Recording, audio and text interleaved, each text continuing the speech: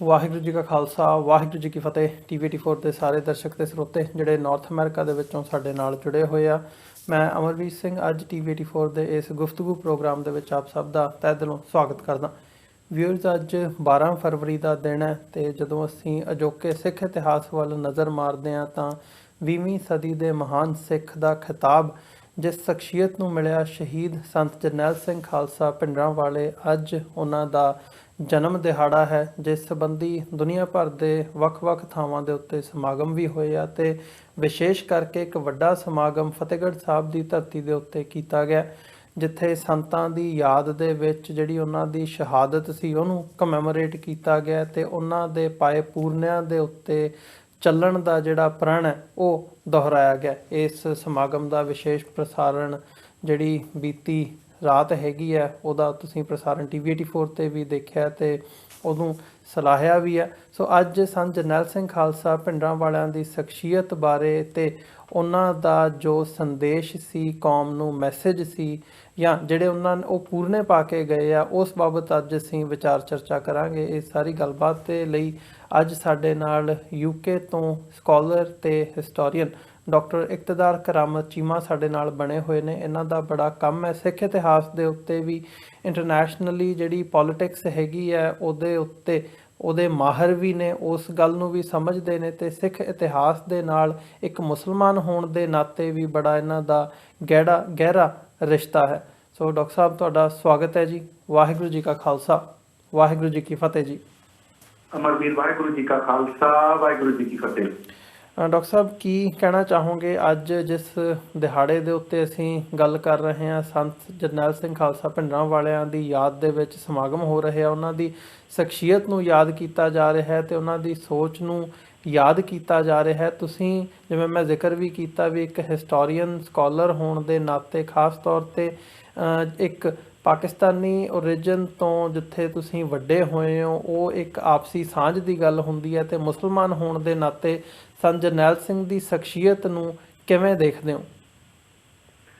ਅਮਰਵੀਰ, ਸੰਤ ਜਰਨੈਲ ਸਿੰਘ ਖਾਲਸਾ ਭਿੰਡਰਾਂਵਾਲੇ, ਇਹ ਨਹੀਂ ਤੁਸੀਂ ਅੱਜ ਪ੍ਰੋਗਰਾਮ ਕਰ ਰਹੇ, ਤੁਹਾਨੂੰ ਪਤਾ ਕਿ ਮੈਂ ਹਮੇਸ਼ਾ ਸੰਤ ਜਰਨੈਲ ਸਿੰਘ ਖਾਲਸਾ ਭਿੰਡਰਾਂਵਾਲਿਆਂ ਦੀ ਸ਼ਖਸੀਅਤ, ਉਹਨਾਂ ਦੀ ਪਰਸਨੈਲਿਟੀ ਔਰ ਉਹਨਾਂ ਦਾ ਜਿਹੜਾ ਯੋਗਦਾਨ ਹੈ ਸਿੱਖ ਪੰਥ ਲਈ ਔਰ ਜਿਹੜੀ ਕੁਰਬਾਨੀ ਇਹਨਾਂ ਦਿੱਤੀ ਹੈ, ਉਹ ਹਮੇਸ਼ਾ ਜਦ ਤੱਕ ਇੱਕ ਵੀ ਗੁਰੂ ਨਾਨਕ ਨਾਮ ਲਿਆ ਸਿੱਖ ਜਿਉਂਦਾ ਹੈ ਯਾਦ ਰੱਖੀ ਜਾਏਗੀ। ਮੈਂ ਸੰਤ ਜਰਨੈਲ ਸਿੰਘ ਖਾਲਸਾ ਭਿੰਡਰਾਂਵਾਲਿਆਂ ਨੂੰ ਬੜੀ ਨਿਊਟਰੈਲਿਟੀ ਦੇ ਨਾਲ, ਬੜੇ ਗਹਿਰੇ ਤਰੀਕੇ ਨਾਲ ਉਹਨਾਂ ਦੇ ਬਾਰੇ ਪੜ੍ਹ ਕੇ, ਉਹਨਾਂ ਦੇ ਬਾਰੇ ਤਹਿਕੀਕ ਕਰਕੇ ਜਾਣਨ ਦੀ ਕੋਸ਼ਿਸ਼ ਕੀਤੀ ਹੈ। ਮੈਂ, ਤੁਹਾਨੂੰ ਪਤਾ, ਜਜ਼ਬਾਤੀ ਕੋਈ ਵੀ ਕਿਸੇ ਦੀ ਪਰਸਨੈਲਿਟੀ ਹੋਵੇ, ਮੈਂ ਬੜਾ ਕਦੇ ਵੀ ਜਜ਼ਬਾਤੀ ਹੋ ਕੇ ਤਾਰੀਖ ਨੂੰ ਜਾਣਨ ਦੀ ਕੋਸ਼ਿਸ਼ ਨਹੀਂ ਕੀਤੀ ਕਿ ਬੰਦਾ ਜਜ਼ਬਾਤ 'ਚ ਆ ਕੇ, ਨਾਰਿਆਂ 'ਚ ਆ ਕੇ ਕਿਸੇ ਦੇ ਬਾਰੇ ਗੱਲ ਕਰੇ। ਸੋ ਸੰਤਾਂ ਦੀ ਜਿਹੜੀ ਪਰਸਨੈਲਿਟੀ ਹੈ ਉਹ ਇੰਨੀ ਸਟਰੋਂਗ ਹੈ ਕਿ ਆਮ ਤੌਰ ਤੇ ਸ਼ਾਇਦ ਬੰਦਿਆਂ ਨੂੰ ਲੱਗਦਾ ਹੋਵੇ ਕਿ ਦਮੀ ਟਕਸਾਲ ਦੇ ਇੱਕ ਸੰਤ ਸਨ ਜਾਂ ਮੁਖੀ ਸਨ, ਪਰ ਸੰਤਾਂ ਨੂੰ ਜਿੰਨੀ ਪੋਲੀਟਿਕਸ ਦੀ ਸਮਝ ਸੀ ਕਿ ਇੰਦਰਾ ਗਾਂਧੀ ਵਰਗੀ ਸ਼ਾਤਰ ਜ਼ਨਾਨੀ ਜਿਹਨੇ ਪਾਕਿਸਤਾਨ ਨੂੰ 2 ਟੁਕੜੇ ਕਰਾ ਦਿੱਤਾ ਸੀ ਇੰਨੀ ਆਪਣੀ ਚਲਾਕੀ ਦੇ ਨਾਲ, ਔਰ ਜਿਹਨੇ ਆਪਣੇ ਤੋਂ ਪਹਿਲਾਂ ਪ੍ਰਧਾਨ ਮੰਤਰੀ ਸੀ, ਉਹਨੂੰ ਬਹੁਤ ਸਾਰੇ ਲੋਕ ਕਹਿੰਦੇ ਨੇ ਕਿ ਲਾਲ ਬਹਾਦਰ ਸ਼ਾਸਤਰੀ ਤੱਕ ਦਾ ਕਤਲ ਇੰਦਰਾ ਗਾਂਧੀ ਨੇ ਕਰਾਇਆ, ਜਿਸਨੇ ਹਿੰਦੁਸਤਾਨ ਦੇ ਵਿੱਚ ਸਿਵਲ ਇੱਕ ਤਰ੍ਹਾਂ ਦਾ ਮਾਰਸ਼ਲ ਲਾ ਹੀ ਹੈ, ਸਰਕਾਰ ਮੰਨੇ ਨਾ ਮੰਨੇ, ਪਰ ਜਿਹੜੀ ਉੱਥੇ ਐਮਰਜੈਂਸੀ ਸਿਰਦਰਦੇ ਤੇ ਆ ਕੇ ਚਲਾਈ ਇੰਦਰਾ ਗਾਂਧੀ ਨੇ, ਉਹ ਮਾਰਸ਼ਲ ਲਾ ਸੀ, ਸਿਵਲ ਮਾਰਸ਼ਲ ਲਾ ਸੀ, ਵਰਸ ਡਿਕਟੇਟਰਸ਼ਿਪ ਸੀ। ਤੇ ਸੰਤ ਜਰਨੈਲ ਸਿੰਘ ਖਾਲਸਾ ਭਿੰਡਰਾਂਵਾਲੇ ਮੇਰਾ ਖਿਆਲ ਹੈ ਸਿਆਸੀ ਤੌਰ ਤੇ ਪਹਿਲੇ ਬੰਦੇ ਸਨ ਜਿਹੜੇ ਇੰਦਰਾ ਗਾਂਧੀ ਜਿਹੜੀ ਆਪਣੇ ਆਪ ਨੂੰ ਬਹੁਤ ਸ਼ਾਤਰ ਸਮਝਦੀ ਸੀ, ਉਹਦੀ ਤਮਾਮ ਚਤੁਰਾਈ ਦੇ ਬਾਵਜੂਦ ਉਹਦੀ ਸਿਆਸਤ ਨਹੀਂ ਆਏ, ਬਲਕਿ ਇੰਦਰਾ ਗਾਂਧੀ ਨੂੰ ਉਹਨਾਂ ਨੇ ਇੱਕ ਤਰ੍ਹਾਂ ਦੀ ਪੋਲੀਟੀਕਲ ਜਿਹੜੀ ਹੈ ਸਿਆਸੀ ਤੌਰ ਤੇ ਐਡੀ ਵੱਡੀ ਮਾਤ ਦਿੱਤੀ, ਜਿਹੜਾ ਸ਼ਾਇਦ ਸੰਤ ਜਰਨੈਲ ਸਿੰਘ ਖਾਲਸਾ ਭਿੰਡਰਾਂਵਾਲੇ ਹੀ ਦੇ ਸਕਦੇ ਸੀ। ਔਰ ਬਹੁਤ ਕਮਾਲ ਦੇ ਸਟ੍ਰੈਟੇਜਿਸਟ, ਪਲੈਨਰ ਔਰ ਪੰਥ ਦੇ ਵਾਸਤੇ ਪੰਥ ਦੀ ਆਵਾਜ਼ ਬਣ ਕੇ ਉੱਠੇ ਜਰਨੈਲ ਸਿੰਘ ਖਾਲਸਾ ਭਿੰਡਰਾਂਵਾਲੇ। ਜਿਹੜੀ ਮੈਂ ਥੋੜੀ ਜਿਹੀ ਇਸ ਸਮੇਂ ਵੀ ਗੱਲ ਕਰਨਾ ਚਾਹੁੰਦਾ ਵਾਂ ਆਪਣੇ ਸਰੋਤਿਆਂ ਵਾਸਤੇ, ਕਿਉਂਕਿ ਸਾਡੇ ਜਿਹੜੀ ਨੌਜਵਾਨ ਨਸਲ ਹੈ ਔਰ ਬਹੁਤ ਸਾਰੇ ਬੱਚੇ ਜਿਹੜੇ 80 ਦੇ ਬਾਅਦ ਜਾਂ ਹੁਣ ਪੈਦਾ ਹੋਏ ਨੇ, ਉਹ ਸ਼ਾਇਦ ਸੰਤਾਂ ਦੇ ਬਾਰੇ, ਕਿਉਂਕਿ ਸਾਡੇ ਉੱਥੇ ਪੰਜਾਬ 'ਚ ਖਾਸ ਤੌਰ ਤੇ ਉਸ ਤਰ੍ਹਾਂ ਪ੍ਰਚਾਰ ਨਹੀਂ ਕੀਤਾ ਜਾਂਦਾ ਸ਼ਹੀਦਾਂ ਦੇ ਬਾਰੇ, ਪਰ ਇੰਡੀਅਨ ਸਰਕਾਰ ਜਿਹੜੀ ਉਹਨਾਂ ਨੂੰ ਹੁਣ ਤੱਕ ਟੈਰਰਿਸਟ ਐਕਸਟ੍ਰੀਮਿਸਟ ਕਹਿੰਦੀ ਆਈ ਔਰ ਉਹਨਾਂ ਦੇ ਉੱਤੇ ਕਈ ਆਰੋਪ ਲਾਉਂਦੀ ਆਈ, ਉਹ ਕਾਮਯਾਬ ਨਹੀਂ ਹੋ ਸਕੀ। ਸੰਤਾਂ ਦੀ ਸ਼ਹੀਦੀ ਦੇ ਇੰਨੇ 3 ਦਿਹਾਈਆਂ ਗੁਜ਼ਰਨ ਦੇ ਬਾਵਜੂਦ ਸੰਤ ਜਰਨੈਲ ਸਿੰਘ ਖਾਲਸਾ ਪਿੰਡਰਾਂ ਵਾਲਿਆਂ ਨੂੰ ਕੌਮੀ ਸ਼ਹੀਦ ਔਰ 20ਵੀਂ ਸਦੀ ਦਾ ਮਹਾਨ ਸਿੱਖ ਮੈਜੋਰਟੀ ਜਿਹੜੇ ਸਿੱਖ ਨੇ ਉਹ ਗਰਦਾਨਦੇ ਨੇ। ਔਰ ਇੰਡੀਅਨ ਸਰਕਾਰ ਦਾ ਸ਼ਾਇਦ ਉਸ ਵਕਤ ਇਹ ਸੋਚ ਹੋਏਗੀ ਕਿ ਸੰਤਾਂ ਨੂੰ ਸ਼ਹੀਦ ਕਰਕੇ ਉਹਨਾਂ ਦੇ ਨਾਂ ਨਾਲ ਕਈ ਤਰ੍ਹਾਂ ਦੇ ਟੈਗ ਲਾ ਕੇ ਵੱਖਵਾਦੀ ਅੱਤਵਾਦੀ ਲਾ ਕੇ ਪ੍ਰੋਪੋਗੇਸ਼ਨ ਇਸ ਤਰ੍ਹਾਂ ਕੀਤੀ ਜਾਏ ਕਿ ਸ਼ਾਇਦ ਲੋਕ ਉਹਨਾਂ ਦਾ ਪ੍ਰਚਾਰ ਕਰਨ ਤੋਂ ਰੁਕ ਜਾਣ ਜਾਂ ਉਹਨਾਂ ਤੋਂ ਵੱਖਰੇ ਹੋ ਜਾਣ, ਜਾਂ ਸੰਤਾਂ ਦੀ ਛਵੀ ਜਿਸ ਤਰ੍ਹਾਂ ਦੀ ਪੇਸ਼ ਕੀਤੀ ਇੰਡੀਅਨ ਸਰਕਾਰ ਨੇ ਸਿਰਫ ਪਿਛਲੇ ਸਮੇਂ 'ਚ ਨਹੀਂ, ਹੁਣ ਵੀ ਈਵਨ ਜਿਹਨੂੰ ਕਰਤਾਰਪੁਰ ਦਾ ਜਿਹਨੂੰ ਲਾਂਘਾ ਖੁੱਲਿਆ ਤੇ ਤੁਸੀਂ ਦੇਖਿਆ ਕਿ ਉਹਦੇ ਉੱਤੇ ਜਿਹੜੀ ਸ਼ਹੀਦਾਂ ਦੀ ਬਿਲਕੁਲ ਛੋਟਾ ਜਿਹਾ ਪੋਰਟਰੇਟ ਵੀ ਹੈ ਪਾਕਿਸਤਾਨੀ ਡਾਕੂਮੈਂਟਰੀ ਉਹ ਤੇ ਇੰਡੀਅਨ ਮੀਡੀਆ ਰੌਲਾ ਪਾਇਆ। ਸੋ ਸੰਤ ਜਰਨੈਲ ਸਿੰਘ ਖਾਲਸਾ ਪਿੰਡਰਾਂ ਵਾਲੇ ਅੱਜ ਸਿਰਫ ਸਿੱਖਾਂ ਦੇ ਦਿਲ ਤੇ ਰਾਜ ਨਹੀਂ ਕਰਦੇ, ਬਲਕਿ ਜਿਹੜੇ ਉਹਨਾਂ ਦੇ ਵਿਰੋਧੀ ਨੇ ਉਹਨਾਂ ਨੂੰ ਅੱਜ ਵੀ ਸੰਤ ਜਰਨੈਲ ਸਿੰਘ ਖਾਲਸਾ ਪਿੰਡਰਾਂ ਵਾਲਿਆਂ ਦਾ ਇਸਤੀਰੀਆ ਹੈ। ਅੱਜ ਵੀ ਉਹਨਾਂ ਦੇ ਨਾਂ ਤੇ ਉਹ ਛਾਲਾ ਮਾਰਦੇ ਨੇ, ਪ੍ਰੋਪੋਗੇਸ਼ਨ ਕਰਦੇ ਨੇ, ਬੇਸ਼ੱਕ ਨੈਗੇਟਿਵ ਵੀ ਕਰਦੇ ਨੇ, ਪਰ ਸੰਤ ਜਰਨੈਲ ਸਿੰਘ ਖਾਲਸਾ ਸਿਰਫ 20ਵੀਂ ਸਦੀ 'ਚ ਰੈਲੀਵੈਂਟ ਨਹੀਂ ਸਨ, 21ਵੀਂ ਸਦੀ 'ਚ ਰੈਲੀਵੈਂਟ ਨੇ। ਔਰ ਆਉਣ ਵਾਲੇ ਸਮੇਂ ਤੱਕ ਜਦ ਤੱਕ ਇੱਕ ਵੀ ਗੁਰੂ ਨਾਨਕ ਨਾਮ ਲੈਵਾ ਸਿੱਖ ਹੈ, ਸੰਤ ਜਰਨੈਲ ਸਿੰਘ ਖਾਲਸਾ ਪਿੰਡਰਾਂ ਵਾਲਿਆਂ ਦਾ ਨਾਂ ਜਿਉਂਦਾ ਰਹੇਗਾ। ਸੋ ਇਹ ਤਾਂ ਜਿਹੜੀ ਹੈ ਅੰਡਰਸਟੈਂਡਿੰਗ ਹੈ। ਮੈਂ ਕਿਉਂਕਿ ਮੇਰਾ ਆਪਣਾ ਜਨਮ 1980 ਦਾ ਤੇ ਮੈਂ ਅੱਗੇ ਇੱਕ ਦੋ ਵਾਰੀ ਲੈਕਚਰਾਂ 'ਚ ਕਿਹਾ ਕਿ ਮੈਂ ਜਦੋਂ ਛੋਟਾ ਸੀ ਤੇ ਲਾਹੌਰ 'ਚ ਮੇਰਾ ਜੀਵਨ ਬੀਤਿਆ ਤੇ ਉਸ ਵੇਲੇ ਅਸੀਂ ਇੱਕ ਹੀ ਸਾਡੀ ਇੰਟਰਟੇਨਮੈਂਟ ਹੁੰਦੀ ਸੀ। ਵਾਲਦਨ ਸਾਡੇ ਮਾਤਾ ਪਿਤਾ ਬਹੁਤ ਸਖਤ ਸੀ, ਫਿਲਮ ਦੇਖਣ ਦਾ ਕੋਈ ਰਿਵਾਜ ਨਹੀਂ ਸੀ ਇੰਡੀਆ ਤੇ। ਮੂਵੀ ਪਤਾ ਨਹੀਂ ਸੰਡੇ ਵਾਲੇ ਦਿਨ ਆਉਂਦੀ ਸੀ, ਉਹ ਅਸੀਂ ਐਂਟੀਨਾ ਪੁੱਠਾ ਸਿੱਧਾ ਕਰਕੇ ਘੁਮਾ ਕੇ ਦੇਖਦੇ ਸੀ ਤੇ ਉੱਥੇ ਜਿਹੜਾ ਉਹ ਵਿੱਚ ਇੱਕ ਫਿਲਮ ਦੇ ਦੌਰਾਨ 5 ਵਜੇ ਖਬਰਾਂ ਦਾ ਵਕਫਾ ਹੁੰਦਾ ਸੀ ਪੰਜਾਬੀ ਦੀਆਂ। ਸੋ ਉਹਦੇ ਵਿੱਚ ਜਦੋਂ ਦੇਖਦਾ ਸੀ ਤੇ ਹਮੇਸ਼ਾ ਕਹਿੰਦੇ ਸੀ ਇੰਨੇ ਖਾੜਕੂ ਮਾਰੇ, ਇੰਨੇ ਮਾਰੇ। ਮੈਂ ਅਰਲੀ 90s ਲੇਟ 80s ਦੀ ਗੱਲ ਕਰ ਰਿਹਾ ਜੀ। ਸੋ ਉੱਥੋਂ ਮੇਰਾ ਇੱਕ ਪੈਸ਼ਨ ਬਣਿਆ ਕਿ ਮੈਂ ਖਾੜਕੂ, ਮੈਨੂੰ ਸਮਝ ਨਹੀਂ ਸੀ ਆਉਂਦੀ ਖਾੜਕੂ ਹੈ ਕੌਣ ਨੇ। ਫਿਰ 1988 89 90 ਦੇ ਵਿੱਚ ਸਲਾਬ ਆਏ ਰਾਵੀ ਦਰਿਆ ਤੇ ਮੇਰੇ ਪਿਤਾ ਜੀ ਨੇ ਕਾਫੀ ਰਿਲੀਫ ਵਾਸਤੇ ਕੰਮ ਕੀਤਾ, ਜਿਹੜੇ ਲੋਕ ਉਹਦੇ ਨਾਲ ਹਿੱਟ ਹੋਏ ਤੇ ਉਹ ਆ ਕੇ ਦੱਸਦੇ ਸੀ ਕਿ ਉੱਥੇ ਬਹੁਤ ਸਾਰੇ ਸਿੱਖਾਂ ਦੀਆਂ ਲਾਸ਼ਾਂ ਜਿਹੜੀਆਂ ਉਹ ਰਾਵੀ 'ਚ ਰੋੜ ਦੀਆਂ ਆਈਆਂ ਨੇ। ਇਸ ਤਰ੍ਹਾਂ ਅਖਬਾਰਾਂ 'ਚ ਵੀ ਆਇਆ ਵੀ ਸਿੱਖਾਂ ਦੀਆਂ ਲਾਸ਼ਾਂ ਇਸ ਤਰ੍ਹਾਂ ਰੋੜ ਕੇ ਆ ਰਹੀਆਂ ਨੇ। ਸੋ ਉਸ ਮਾਹੌਲ ਦੇ ਵਿੱਚ ਮੈਨੂੰ ਫਿਰ ਇਹ ਕਿਉਰਿਓਸਿਟੀ ਪੈਦਾ ਹੋਈ ਕਿ ਮੈਂ ਸੰਤਾਂ ਬਾਰੇ, ਇਸ ਇਤਿਹਾਸ ਬਾਰੇ ਸਿੱਖਾਂ ਦੇ ਜਦੋਂ ਮੈਂ ਕਾਲਜ ਜਾਣਾ ਸ਼ੁਰੂ ਕੀਤਾ ਤੇ ਉਹਦੇ ਬਾਰੇ ਖੋਜਾਂ। ਸੋ ਮੈਨੂੰ ਜਿਹੜੀਆਂ ਕੁਝ ਚੀਜ਼ਾਂ ਬੜੀਆਂ ਫੈਸੀਨੇਟ ਕਰਦੀਆਂ ਸੰਤਾਂ ਬਾਰੇ ਕਿ ਜਿਸ ਤਰ੍ਹਾਂ ਉਹਨਾਂ ਨੇ ਬਹੁਤ ਥੋੜੇ ਸਮੇਂ ਦੇ ਵਿੱਚ ਆਪਣਾ ਮੁਕਾਮ ਪੰਜਾਬ ਦੀ ਸਿਆਸਤ ਦੇ ਵਿੱਚ ਬਣਾਇਆ ਔਰ ਇੱਕ ਸੈਂਟਰ ਫੋਕਲ ਪੁਆਇੰਟ ਬਣ ਗਏ। ਇੰਨੀ ਛੇਤੀ ਕਿਸੇ ਦਾ ਵੀ ਰਾਜ ਅੱਜ ਤੱਕ ਮੈਂ ਪੋਲੀਟੀਕਲੀ ਔਰ ਅਦਰਵਾਈਜ਼ ਸਟ੍ਰੈਟੇਜਿਕਲੀ ਨਹੀਂ ਦੇਖਿਆ। ਜਿਹੜੇ ਲੋਕ ਮੈਂ ਇਹ ਖਾਸ ਤੌਰ ਤੇ ਕਹਿਣਾ ਚਾਹਾਂਗਾ ਜਿਹੜੇ ਸੰਤ ਜਰਨੈਲ ਸਿੰਘ ਜੀ ਖਾਲਸਾ ਪਿੰਡਰਾਂ ਵਾਲਿਆਂ ਦੇ ਵਿਰੋਧ ਕਰਨ ਵਾਲੇ ਨੇ ਜਾਂ ਉਹਨਾਂ ਦੀ ਨਿਖੇਧੀ ਕਰਨ ਵਾਲੇ ਨੇ ਜਾਂ ਉਹਨਾਂ ਨੂੰ ਅੱਤਵਾਦੀ ਜਾਂ ਵੱਖਵਾਦੀ ਕਹਿੰਦੇ ਨੇ, ਉਹਨਾਂ ਥੋੜ੍ਹੇ ਜਿਹੇ ਇਤਿਹਾਸ ਦੇ ਪੰਨੇ ਜਿਹੜੇ ਆ ਖੋਲਣੇ ਪੈਣਗੇ। ਕਿਉਂਕਿ ਸ਼ਰਮ ਦੀ ਗੱਲ ਹੈ ਕਿ ਕਾਂਗਰਸ ਜਿਹੜੀ ਉਹਨਾਂ ਨੂੰ ਅੱਤਵਾਦੀ ਜਾਂ ਵੱਖਵਾਦੀ ਲਾਉਂਦੀ ਰਹੀ।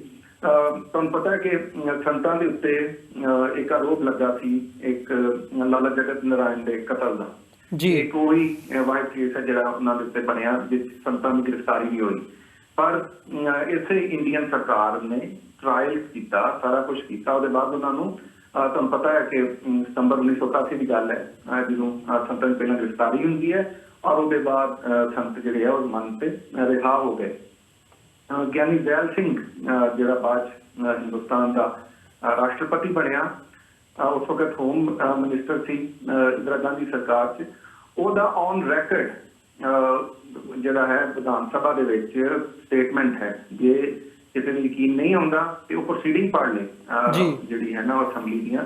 ਉਹਨੇ ਬੜਾ on the floor of the house ਕਿਹਾ ਕਿ ਸੰਤ ਜਰਨੈਲ ਸਿੰਘ ਖਾਲਸਾ ਪਿੰਡਰਾਂ ਵਾਲਿਆਂ ਨੂੰ ਅਸੀਂ ਰਿਹਾ ਕਰ ਰਹੇ ਹਾਂ ਕਿਉਂਕਿ ਉਹਨਾਂ ਦੇ ਖਿਲਾਫ ਕੋਈ ਸਬੂਤ ਨਹੀਂ ਮਿਲੇ।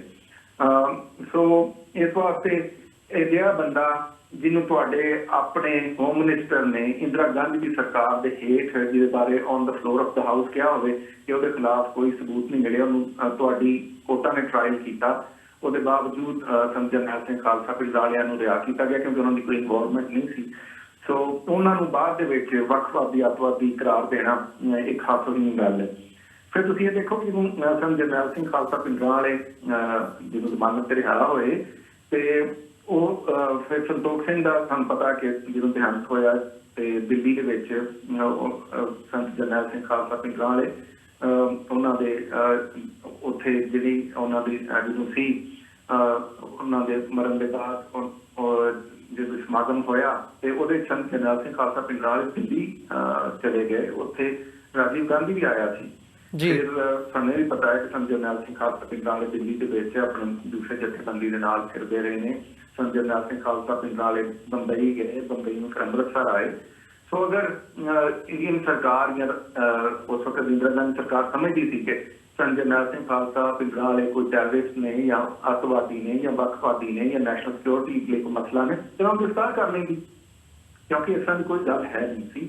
ਟੈਰਰਿਜ਼ਮ ਦੀ ਜਿਹੜੀ ਡੈਫੀਨੇਸ਼ਨ ਹੈ ਜਾਂ ਜਿਸ ਤਰ੍ਹਾਂ ਟੈਰਰਿਸਟ ਐਕਟੀਵਿਟੀਜ਼ ਕਰਦੇ ਨੇ, ਸੰਤਾਂ ਕੋਈ ਨਾ ਤਾਂ ਅਸੀਂ ਦੇਖਿਆ ਕਿ ਸੰਤਾਂ ਨੂੰ ਕੋਈ ਫੋਰਨ ਏਡ ਮਿਲਦੀ ਸੀ। ਜਿਸ ਤਰ੍ਹਾਂ ਹੁਣ ਮੈਂ ਕਿਉਂਕਿ ਟੈਰਰਿਜ਼ਮ ਨੂੰ ਇੱਕ ਡਿਸਿਪਲਿਨ ਦੇ ਤੌਰ ਤੇ ਪੜ੍ਹਿਆ ਹੈ, ਯੂਨੀਵਰਸਿਟੀ ਆਫ ਮੈਰੀਲੈਂਡ ਤੋਂ ਮੈਂ ਸਰਟੀਫਿਕੇਸ਼ਨ ਕੀਤੀ ਹੈ ਟੈਰਰਿਜ਼ਮ 'ਚ।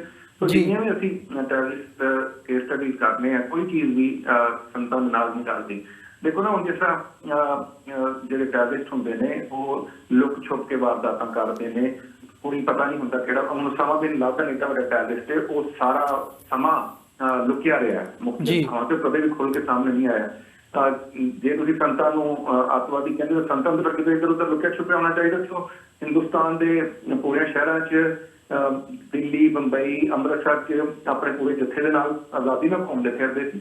ਉਹ ਕੋਈ ਲੁਕ ਛੁਪ ਕੇ ਨਹੀਂ ਸਨ ਕਰਦੇ ਪ੍ਰਚਾਰ ਦਾ ਕੰਮ ਜਾਂ ਸਿੱਖਾਂ ਦੇ ਹੱਕਾਂ ਦੀ ਗੱਲ। ਸੋ ਅੱਤਵਾਦੀ ਦੇ ਲੁਕ ਛੁਪ ਕੇ ਕਾਰਵਾਈਆਂ ਕਰਦੇ ਸਨ। ਜਰਨੈਲ ਸਿੰਘ ਤੇ ਉਹ ਹਿੰਦੁਸਤਾਨ ਫਿਰਦੇ ਸੀ, ਆਮ ਬੰਦੇ ਉਹਨਾਂ ਕੋਲ ਜਾਂਦੇ ਸਨ। ਸੋ ਕਦੇ ਟੈਰਰਿਸਟ ਕਿਸੇ ਨੇ ਦੇਖਿਆ ਇਸ ਤਰ੍ਹਾਂ ਦੇ ਜਿਹੜੇ ਇਸ ਤਰ੍ਹਾਂ ਖੁੱਲੇ ਲੋਕ ਫਿਰਦੇ ਹੋਣ। ਦੂਸਰਾ, ਤੁਹਾਨੂੰ ਪਤਾ ਹੈ ਜਿਹੜੀਆਂ ਆਤੰਕਵਾਦ ਦੀਆਂ ਕਾਰਵਾਈਆਂ ਹੁੰਦੀਆਂ ਨੇ ਉਹਨੂੰ ਕੋਈ ਨਾ ਕੋਈ ਬਾਹਰ ਦੀ ਸਰਕਾਰ ਜਿਹੜੀ ਹੈ ਉਹ ਸਪੋਰਟ ਕਰਦੀ ਹੈ ਜਾਂ ਅਸਲਾ ਦਿੰਦੀ ਹੈ, ਪੈਸਾ ਦਿੰਦੀ ਹੈ। ਅੱਜ ਤੱਕ ਹਿੰਦੁਸਤਾਨ ਦੀ ਸਰਕਾਰ ਸਾਬਤ ਨਹੀਂ ਕਰ ਸਕੀ ਕਿ ਸੰਤ ਜਰਨੈਲ ਸਿੰਘ ਖਾਲਸਾ ਪਿੰਗਲਾਂ ਵਾਲਿਆਂ ਨੇ ਕਿਸੇ ਵੀ ਸਰਕਾਰ ਦੇ ਨਾਲ ਕੋਈ ਸੰਬੰਧ ਰੱਖਿਆ ਹੋਵੇ, ਕਿਸੇ ਵੀ ਸਰਕਾਰ ਨੇ ਪੈਸੇ ਦਿੱਤੇ ਹੋਣ, ਅਸਲਾ ਦਿੱਤਾ ਹੋਵੇ। ਹਾਂ, ਇਹ ਸ਼ੋਸ਼ਾ ਜ਼ਰੂਰ ਸੁਣਦੇ ਆਏ ਅਸੀਂ ਕਿ ਪਾਕਿਸਤਾਨੀ ਸਰਕਾਰ ਜਿਹੜੀ ਹੈ ਉਹ ਹਿੰਦੁਸਤਾਨ ਦੇ ਵਿੱਚ ਇੱਕ ਮੂਵਮੈਂਟ ਚਲਾਉਣਾ ਚਾਹੁੰਦੀ ਸੀ, ਉਹਨੂੰ ਵਰਕ ਕਰਨਾ ਚਾਹੁੰਦੀ ਸੀ, ਸਪੋਰਟ ਕਰ ਰਹੀ ਸੀ, ਲੇਕਿਨ ਉਹਦਾ ਕੋਈ ਸਬੂਤ ਅੱਜ ਤੱਕ ਨਹੀਂ ਮਿਲਿਆ। ਦੂਸਰੀ ਗੱਲ ਇਹ ਹੈ ਕਿ ਬਹੁਤ ਸਾਰੇ ਸਾਡੀ ਸਿੱਖ ਜਥੇਬੰਦੀ ਨੂੰ ਵੀ ਇਸ ਚੀਜ਼ ਦਾ ਅੰਦਾਜ਼ਾ ਨਹੀਂ ਹੁੰਦਾ। ਉਹ ਵੀ ਕਈ ਵਾਰੀ ਸਾਨੂੰ ਗੱਲ ਕਰ ਜਾਂਦੇ ਨੇ ਕਿ ਸ਼ਾਇਦ ਪਾਕਿਸਤਾਨੀ ਸਰਕਾਰ ਸੰਤਾਂ ਦੇ ਨਾਲ ਕੋਈ ਉਹਨਾਂ ਦਾ ਤਾਲਮੇਲ ਸੀ। ਮੈਨੂੰ ਨਹੀਂ ਲੱਗਦਾ ਕਿ ਇਸ ਤਰ੍ਹਾਂ ਦੀ ਗੱਲ ਹੋਵੇ, ਕਿਉਂਕਿ ਪਾਕਿਸਤਾਨ ਉਸ ਵੇਲੇ ਖੁਦ ਬੜੀ ਕ੍ਰੂਸ਼ਲ ਸਟੇਜ ਸੀ। ਪਾਕਿਸਤਾਨ ਉਸ ਵਕਤ ਰਸ਼ੀਆ ਦੇ ਨਾਲ ਜਿਹੜਾ ਹੈ ਉਹਦੇ ਫਸੇ ਸੀ। ਤੁਹਾਨੂੰ ਪਤਾ ਕਿ ਰਸ਼ੀਆ ਜਿਹੜਾ ਉਸ ਵੇਲੇ ਅਫਗਾਨਿਸਤਾਨ 'ਚ ਆ ਚੁੱਕਿਆ ਸੀ। ਤਾਂ ਪਾਕਿਸਤਾਨ ਕਿਸ ਤਰ੍ਹਾਂ ਅਫੋਰਡ ਕਰ ਸਕਦਾ ਸੀ ਕਿ ਉਹ ਹਿੰਦੁਸਤਾਨ ਦੇ ਵਿੱਚ ਮੂਵਮੈਂਟ ਚਲਾਏ ਜਿਸ ਨਾਲ ਕੋਈ ਜੰਗ ਹੋਵੇ। ਉਹਦੇ ਇੱਕ ਪਾਸੇ ਏਡਾ ਵੱਡੀ ਸੁਪਰ ਪਾਵਰ ਬੈਠੀ ਹੈ, ਉਹਦੀ ਸਾਰੀ ਕੌਨਸਨਟ੍ਰੇਸ਼ਨ ਉੱਥੇ ਹੈ। ਇਹ ਸਾਰਾ ਇੰਡੀਆ ਦਾ ਪ੍ਰੋਪੇਗੈਂਡਾ ਰਿਹਾ। ਫਿਰ ਇਹ ਕਿ ਸੰਤਾਂ ਨੇ ਖਾਲਿਸਤਾਨ ਦੀ ਮੰਗ ਕੀਤੀ ਹੈ ਔਰ ਇਹ ਇੰਦਰਾ ਗਾਂਧੀ ਨੇ ਪ੍ਰੋਪੋਗੇਟ ਵੀ ਕਰਵਾਇਆ ਆਪਰੇਸ਼ਨ ਬਲੂ ਸਟਾਰ ਕਰਾਉਣ ਲਈ ਕਿ ਇਹਨਾਂ ਨੇ ਵੱਖਰਾ ਇਹ ਦੇਸ਼ ਨੂੰ ਵੱਖਰਾ ਕਰ ਦੇਣਾ ਹੈ, ਇੱਕ ਖਾਲਿਸਤਾਨ ਦਾ ਐਲਾਨ ਹੋ ਜਾਣਾ ਹੈ। ਇਹ ਸਿਰਫ ਇੰਤਜ਼ਾਰ ਕਰ ਰਹੇ ਨੇ। ਤੁਸੀਂ ਇਹ ਦੇਖੋ ਕਿ ਸੰਤਾਂ ਲਈ ਜਿੰਨੀਆਂ ਵੀ ਸਪੀਚਿਸ ਮੈਂ ਸੁਣੀਆਂ ਨੇ ਉਹਦੇ ਸੰਤਾਂ ਨੇ ਕਿਤਲੇ ਵੀ ਐਕਸਟੈਂਸਿਵਲੀ ਖੁੱਲ੍ਹ ਕੇ ਇਹ ਨਹੀਂ ਕਿਹਾ ਸਾਨੂੰ ਖਾਲਿਸਤਾਨ ਚਾਹੀਦਾ। ਹਾਂ, ਸੰਤਾਂ ਦੀ ਇੱਕ ਤਕਰੀਰ ਜ਼ਰੂਰ ਹੈ ਜਿਹਦੇ ਸੰਤਾਂ ਨੇ ਕਿਹਾ ਕਿ ਜੇ ਇਹ ਦੇਣਗੇ ਤੇ ਫਿਰ ਅਸੀਂ ਲੈ ਲਾਂਗੇ ਖਾਲਿਸਤਾਨ ਦੇ ਬਾਰੇ। ਇਹ ਕਿਤਲੇ ਨੇ ਕਿਹਾ ਕਿ ਅਸੀਂ ਕੋਈ ਅੱਤਵਾਦੀ ਕਾਰਵਾਈਆਂ ਕਰਦੇ ਹਾਂ ਜਾਂ ਅਸੀਂ ਕੋਈ ਮਿਲੀਟੈਂਸੀ ਕਰਨੀ ਹੈ ਔਰ ਖਾਲਿਸਤਾਨ ਬਣਾਉਣ ਲਈ ਕੋਈ ਆਰਮਡ ਸਟਰਗਲ ਕਰਨੀ। ਇਸ ਤਰ੍ਹਾਂ ਦੀ ਕੋਈ ਗੱਲ ਉਹਨਾਂ ਦੇ ਪ੍ਰਚਾਰ 'ਚ ਮੈਨੂੰ ਨਜ਼ਰ ਨਹੀਂ ਆਈ। ਸੰਤ ਬੁਨਿਆਦੀ ਤੌਰ ਤੇ ਜਿਹੜਾ ਅਨੰਦਪੁਰ ਸਾਹਿਬ ਦਾ ਮਤਾ ਸੀ ਉੱਤੇ ਪਹਿਰਾ ਦੇ ਰਹੇ ਸਨ ਔਰ ਅਨੰਦਪੁਰ ਸਾਹਿਬ ਦਾ ਜਿਹੜਾ ਮਤਾ ਹੈ ਉਹ 'ਚ ਕੋਈ ਵੀ ਐਸੀ ਸ਼ੈ ਨਹੀਂ ਜਿਹੜੀ ਸੰਵਿਧਾਨਿਕ ਤੌਰ ਤੇ ਪੋਸੀਬਲ ਨਾ ਹੋਵੇ। ਕੋਈ ਐਸੀ ਉਹਦੇ 'ਚ ਗੱਲ ਨਹੀਂ ਜਿਹੜੀ ਅਨਕੌਂਸਟੀਟਿਊਸ਼ਨਲ ਹੋਵੇ। ਅਨੰਦਪੁਰ ਸਾਹਿਬ ਦਾ ਮਤਾ ਸਿੱਖ ਕੌਮ ਦੀ ਆਵਾਜ਼ ਸੀ, ਜ਼ਿਆਦਾ ਆਟੋਨਮੀ, ਸਿੱਖਾਂ ਨੂੰ ਪਾਣੀਆਂ ਦਾ ਕੰਟਰੋਲ, ਟ੍ਰੇਨਾਂ, ਇਹ ਹੁਣ ਸਾਰੀ ਚੀਜ਼ਾਂ ਬਾਅਦ 'ਚ ਉਹਨਾਂ 'ਚ ਬਹੁਤ ਸਾਰੀਆਂ ਚੀਜ਼ਾਂ ਜਿਹੜੀਆਂ ਅਨੰਦਪੁਰ ਸਾਹਿਬ ਦੇ ਮਤੇ ਸਨ ਬਾਅਦ ਹੋਈਆਂ ਨੇ। ਸੰਤ ਜਰਨੈਲ ਸਿੰਘ ਖਾਲਸਾ ਪਿੰਗਲਾਂ ਵਾਲੇ ਉਸ ਚੀਜ਼ ਤੇ ਪਹਿਰਾ ਦੇ ਰਹੇ ਸੀ, ਸਿੱਖ ਕੌਮ ਦੇ ਹੱਕਾਂ ਦੀ ਵਾਸਤੇ ਲੜ ਰਹੇ ਸੀ। ਤੁਸੀਂ ਇਹ ਦੇਖੋ ਕਿ ਜਦ ਅਨੰਦਪੁਰ ਸਾਹਿਬ ਦਾ ਮਤਾ ਪਾਸ ਹੋਇਆ ਹੈ ਤੇ ਉਹ ਅਕਾਲੀ ਲੀਡਰਸ਼ਿਪ ਨੇ ਉਹਦੇ ਨਾਲ ਸਿਆਸਤ ਵੀ ਕੀਤੀ। ਫਿਰ ਬਾਅਦ ਦੇ ਵਿੱਚ ਅਕਾਲੀ ਲੀਡਰਸ਼ਿਪ ਜਿਹੜੀ ਹੈ ਉਹ ਜਦੋਂ 1977 ਦੇ ਇਲੈਕਸ਼ਨ ਹੋਏ ਉਸ ਵੇਲੇ ਅਕਾਲੀ ਲੀਡਰਸ਼ਿਪ ਅੱਗੇ ਆਈ ਔਰ ਉਹਨਾਂ ਦੀ ਜਿਹੜੀ ਹੈ ਉਹ ਗਵਰਨਮੈਂਟ ਵੀ ਬਣੀ। ਕਾਂਗਰਸ ਬੁਰੀ ਤਰ੍ਹਾਂ ਮਾਰ ਖਾ ਗਈ ਉਸ ਵੇਲੇ ਕਾਂਗਰਸ ਵੇਖਦੀ ਰਹੀ ਸੰਤ ਜਰਨੈਲ ਸਿੰਘ ਖਾਲਸਾ ਪਿੰਡਰਾਂਵਾਲੇ ਦੀ ਤਰਫ। ਖਾਸ ਤੌਰ ਤੇ ਸੰਜੇ ਗਾਂਧੀ ਬਹੁਤ ਪ੍ਰਸ਼ੰਸਕ ਸੀ। ਬਹੁਤ ਸਾਰੇ ਲੋਕਾਂ ਦਾ ਕਹਿਣਾ ਸੰਤਾਂ ਦੇ ਬਾਰੇ ਕਿ ਜਿਹੜਾ ਸੰਜੇ ਗਾਂਧੀ ਸੀ ਉਹ ਸੰਤਾਂ ਪ੍ਰਤੀ ਇੱਕ ਸ਼ਰਧਾ ਵੀ ਰੱਖਦਾ ਸੀ ਔਰ ਉਹਨਾਂ ਦੀ ਬਹੁਤ ਸ਼ਲਾਘਾ ਵੀ ਕਰਦਾ ਸੀ। ਔਰ ਇੰਦਰਾ ਗਾਂਧੀ ਨੂੰ ਪੈਨੋਰਾਮਾ ਜਿਹੜਾ BBC ਦਾ ਇੱਕ ਪ੍ਰੋਗਰਾਮ ਉਹ ਇੱਕ ਜਰਨਲਿਸਟ ਨੇ ਪੁੱਛ ਵੀ ਲਿਆ ਕਿ ਤੁਸੀਂ ਸੰਤ ਜਰਨੈਲ ਸਿੰਘ ਖਾਲਸਾ ਪਿੰਡਰਾਂਵਾਲੇ ਨੂੰ ਜਾਣਦੇ ਹੋ, ਤੁਹਾਡਾ ਉਹਨਾਂ ਬਾਰੇ ਕੀ ਵਿਚਾਰ ਹੈ? ਸੋ ਉਹਦੇ ਟਾਲ ਜੋ ਕਹਿਣ ਲੱਗੀ ਕਿ ਮੈਨੂੰ ਤਾਂ ਸੰਤਾਂ ਦੇ ਬਾਰੇ ਕੁਛ ਨਹੀਂ ਪਤਾ। ਸੋ ਫਿਰ ਏਡਾ ਵੱਡਾ ਟ੍ਰਿਬਿਊਟ ਜਿਹੜਾ ਕਿਸੇ ਨੇ ਵੈਸੇ ਤਾਂ ਉਹਨਾਂ ਨੂੰ ਨਿੰਦਣ ਲਈ ਹਰਕਿਸ਼ਨ ਸਿੰਘ ਸੁਰਜੀਤ ਜਿਹੜਾ CPM ਦਾ ਇੱਕ ਨੇਤਾ ਸੀ, ਉਹਨੇ ਫਲੋਰ ਆਫ ਦਾ ਹਾਊਸ ਤੇ ਕਿਹਾ ਕਿ ਸੰਤਾਂ ਦੇ ਬਾਰੇ ਸੰਤ ਜਰਨੈਲ ਸਿੰਘ ਖਾਲਸਾ ਪਿੰਡਰਾਂਵਾਲਾ ਕਿਸ ਤਰ੍ਹਾਂ ਦਾ ਬੰਦਾ ਹੈ ਕਿ ਸਰਕਾਰ ਦੱਸੇ ਕਿ ਸਰਕਾਰ ਵੀ ਉਹਦਾ ਵਿਰੋਧ ਨਹੀਂ ਕਰ ਰਹੀ ਔਰ ਅਕਾਲੀ ਉਹਦਾ ਸਾਥ ਦੇ ਰਹੇ ਨੇ। ਅਸਲ 'ਚ ਕੋਈ ਵੀ ਸੰਤਾਂ ਦੇ ਦਾ ਸਾਥ ਨਹੀਂ ਦੇ ਰਿਹਾ। ਅਸਲ ਸੰਤ ਜਰਨੈਲ ਸਿੰਘ ਖਾਲਸਾ ਪਿੰਡਰਾਂਵਾਲੇ ਸਿੱਖ ਕੌਮ ਦੀ ਆਵਾਜ਼ ਬਣ ਕੇ ਉੱਠੇ ਸੀ ਔਰ ਸਿੱਖ ਕੌਮ ਜਿਹਨੂੰ ਇੰਡੀਅਨ ਸਰਕਾਰ ਨੇ ਕਿਹਾ ਸੀ 1947 ਤੋਂ ਸਪੈਸ਼ਲ ਸਟੇਟਸ ਦੇਵਾਂਗੇ, ਪਰ ਤੁਹਾਨੂੰ ਪਤਾ ਕਿ ਉਹ ਸਪੈਸ਼ਲ ਸਟੇਟਸ ਸਿੱਖਾਂ ਨੂੰ ਇਹਦਾ ਜਿਹਾ ਮੈਮੋਰੈਂਡਮ ਜਾਰੀ ਕਰਕੇ ਕਿ ਸਿੱਖਾਂ ਨੂੰ ਜਰਾਇਮ ਪੇਸ਼ਾ ਕੌਮ ਗਦਾਨਿਆਂ 25/2 ਸਿੱਖਾਂ ਨੂੰ ਕਿਸ਼ਤਦਾਰੀ ਹਿੰਦੂ ਅੱਜ ਵੀ ਬਣਾ ਰਹੀ ਹੈ। ਅੱਜ ਵੀ ਸਿੱਖਾਂ ਦੇ ਕੋਲ ਆਪਣੇ ਪਰਸਨਲ ਲਾਜ਼ ਨਹੀਂ, ਉਹਨਾਂ ਦੀਆਂ ਜਿਹੜੀਆਂ ਸ਼ਾਦੀਆਂ ਨੇ ਉਹ ਅੱਜ ਵੀ ਜਿਹੜੀਆਂ ਨੇ ਹਿੰਦੂ ਮੈਰਿਜ ਐਕਟ ਦੇ ਹੇਠ ਰਜਿਸਟਰ ਹੁੰਦੀਆਂ ਨੇ। ਫਿਰ ਪਾਣੀਆਂ ਦਾ ਮਸਲਾ ਤੁਹਾਡੇ ਸਾਹਮਣੇ ਹੈ, ਪੰਜਾਬ ਬੋਲੀ ਦਾ ਮਸਲਾ, ਵਨ ਲੈਂਗੁਏਜ ਵਨ ਸਟੇਟ ਦੇ ਨਾਂ ਤੇ ਹੋਰ ਜਿਹੜੇ ਨੇ ਉਹ ਪ੍ਰਦੇਸ਼ ਬਣ ਗਏ, ਪਰ ਪੰਜਾਬ ਨੂੰ ਇਹਦੇ ਵਾਸਤੇ ਕਿੰਨੀ ਲੰਮੀ ਸਟਰਗਲ ਕਰਨੀ ਪਈ। ਸੋ ਇਹ ਪੰਜਾਬ ਦੇ ਜਿੰਨੇ ਗਰੀਬੀਅਨ ਸਨ ਉਹਨਾਂ ਦੀ ਅਗਰ ਕੋਈ ਆਵਾਜ਼ ਬਣ ਕੇ ਉੱਠਿਆ ਤੇ ਉਹ ਸੰਤ ਜਰਨੈਲ ਸਿੰਘ ਖਾਲਸਾ ਪਿੰਡਰਾਂਵਾਲੇ ਸਨ।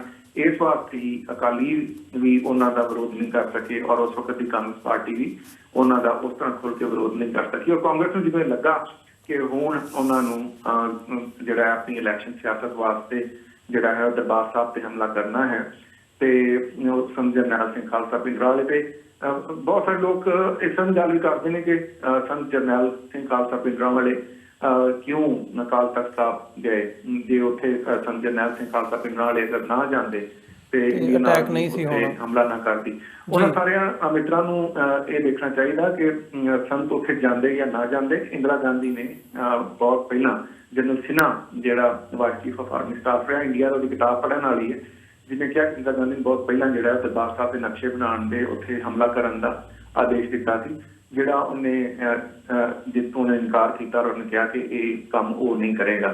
ਸੋ ਸੰਤ ਅਗਰ ਉੱਥੇ ਨਾ ਵੀ ਜਾਂਦੇ ਤੇ ਕੋਈ ਹੋਰ ਬਹਾਨਾ ਪਾ ਕੇ ਦਰਬਾਰ ਸਾਹਿਬ ਤੇ ਯਕੀਨੀ ਤੌਰ ਤੇ ਹਮਲਾ ਹੋਣਾ ਸੀ, ਕਿਉਂਕਿ ਹਿੰਦੁਸਤਾਨ ਦੇ ਵਿੱਚ ਜਿਹੜੀ ਵੱਡ ਗਿਣਤੀ ਹੈ ਉਹਦੀ ਸਿਆਸਤ ਹਮੇਸ਼ਾ ਇਹ ਰਹੀ ਹੈ ਕਿ ਕਿਤੇ ਨਾ ਕਿਤੇ ਤਰ੍ਹਾਂ ਜਿਹੜਾ ਹਿੰਦੂ ਵੋਟਰ ਹੈ, ਭਾਵੇਂ ਉਹ ਕਾਂਗਰਸ ਹੋਵੇ ਭਾਵੇਂ BJP ਹੋਵੇ, ਉਹਨੂੰ ਖੁਸ਼ ਕਰਨ ਲਈ ਕਿਸੇ ਇੱਕ ਮਾਈਨੋਰਟੀ ਦਾ ਘਾਣ ਕੀਤਾ ਜਾਏ, ਉਹਨਾਂ ਦੀ ਮਾਰਕੁੱਟ ਕੀਤੀ ਜਾਏ ਤਾਂ ਕਿ ਜਿਹੜਾ ਉਹਨਾਂ ਦਾ ਮੈਜੋਰਟੀ ਵੋਟਰ ਹੈ ਹਿੰਦੂ, ਉਹ ਵੋਟਰ ਉਹ ਖੁਸ਼ ਹੋ ਕੇ ਉਸ ਪਾਰਟੀ ਨੂੰ ਵੋਟ ਦੇ। ਤੁਹਾਨੂੰ ਪਤਾ ਕਿ 1977 ਦੇ ਵਿੱਚ ਜਿਹੜਾ ਹੈ ਉਹ ਕਾਂਗਰਸ ਨੂੰ ਬਹੁਤ ਬੁਰੀ ਤਰ੍ਹਾਂ ਸ਼ਿਕਸਤ ਹੋਈ ਸੀ। ਫਿਰ 1980 ਦੇ ਵਿੱਚ ਉਹ ਵਾਪਸ ਸਰਕਾਰ ਚ ਆਏ ਔਰ ਫਿਰ ਕਿਉਂਕਿ ਅੱਗੇ ਇਲੈਕਸ਼ਨ ਆ ਰਹੇ ਸਨ, ਸੋ ਇੰਦਰਾ ਗਾਂਧੀ ਨੇ ਹਰ ਸੂਰਤ ਚ ਦਰਬਾਰ ਸਾਹਿਬ ਤੇ ਹਮਲਾ ਕਰਨਾ ਸੀ, ਕਿਉਂਕਿ ਜਿਹੜੇ ਕਾਊਂਟਰ ਇੰਸਰਜੈਂਸੀ ਆਪਰੇਸ਼ਨ ਹੁੰਦੇ ਨੇ ਜਾਂ ਵੱਖ-ਵੱਖ ਅੱਤਵਾਦ ਨੂੰ ਮੁਕਾਉਣ ਦੇ ਆਪਰੇਸ਼ਨ ਹੁੰਦੇ ਨੇ, ਕਿੰਨੇ ਕੁ ਬੰਦੇ ਸਨ?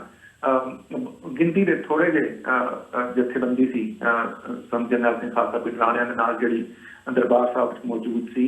ਉਹਨਾਂ ਦਾ ਪਾਣੀ ਜੇ ਤੁਸੀਂ ਉਹਨਾਂ ਨੂੰ ਉੱਥੋਂ ਕੱਢਣਾ ਹੀ ਸੀ, ਤੁਸੀਂ ਉਹਨਾਂ ਦਾ ਪਾਣੀ ਬੰਦ ਕਰ ਸਕਦੇ ਸੀ, ਫੂਡ ਸਪਲਾਈ ਬੰਦ ਕਰ ਸਕਦੇ ਸੀ, ਪੈਰਾਟਰੂਪਰ ਹੈਲੀਕਾਪਟਰ ਰੱਖ ਕੇ ਪੈਰਾਟਰੂਪਰ ਅੰਦਰ ਕਰ ਸਕਦੇ ਸੀ। ਸੋ ਬਹੁਤ ਸਾਰੇ ਜਿਹੜੇ ਲੋਕ ਕਾਊਂਟਰ ਇੰਸਰਜੈਂਸੀ ਨੂੰ ਜਾਂ ਟੈਰਰਿਜ਼ਮ ਨੂੰ ਜਾਂ ਮਿਲਟਰੀ ਆਪਰੇਸ਼ਨ ਨੂੰ ਜਾਣਦੇ ਨੇ, ਉਹਨਾਂ ਨੂੰ ਪਤਾ ਕਿ ਬਹੁਤ ਸਾਰੇ ਤਰੀਕੇ ਹੁੰਦੇ ਸੀ। ਪਰ ਅਸਲ ਮਤਲਬ ਇਹ ਸੀ ਕਿ ਕਿਸ ਤਰ੍ਹਾਂ ਜਿਹੜਾ ਇੱਥੇ ਸੰਤਾਂ ਦੀ ਸ਼ਹੀਦੀ ਹੋਵੇ, ਕਿਉਂਕਿ ਸੰਤਾਂ ਦੀ ਜਿਹੜੀ ਪਾਪੂਲੈਰਿਟੀ ਸੀ ਸਿੱਖ ਪੰਥ ਦੇ ਵਿੱਚ ਇਸ ਕਦਰ ਸੀ, ਇੰਨੀ ਜ਼ਿਆਦਾ ਸੀ।